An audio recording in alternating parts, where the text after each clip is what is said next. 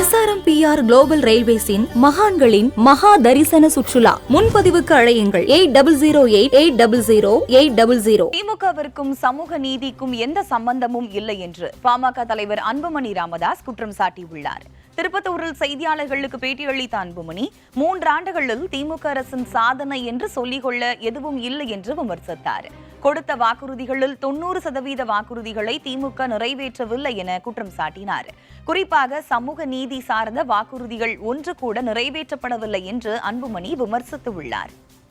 இன்னும் அடுத்த ஒரு வாரம் 10 நாளில் தமிழ்நாட்டில் நாங்கள் ஜாதிவாரி கணக்கெடுப்பு நடத்தி இடஒதுக்கீட்டை இன்னும் அதிகப்படுத்தி சமூக நீதிக்கு நாங்கள் சமூக நீதி நிலைநாட்டுவோம் என்று சொல்லுவீங்க.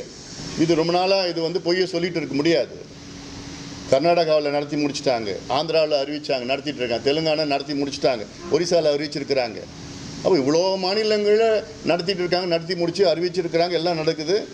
ஆனால் இங்கே சமூக நீதியின் பிறப்பிடம் அப்படின்னு வசனம் பேசிகிட்டு இருக்க திமுக, அந்த சமூக நீதிக்கும் திமுகவுக்கும் சம்மந்தமே கிடையாதுன்னு நான் சொல்கிறேன். இது ஏமாத்து வேலை, இது ஏமாத்து வேலை. அதே போன்று 10.5 விழுக்காடு இடஒதுக்கீடு நாங்கள் கொடுப்போம்னு சொல்லியே ஏமாற்றி இன்றைக்கி இந்த நிலைக்கு வந்திருக்கிறாங்க.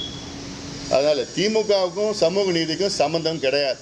நான் எந்த மேடையிலன்னா நான் விவாதம் பண்ண நான் தயாராக இருக்கிறேன். யார் வேணால் வரட்டும்.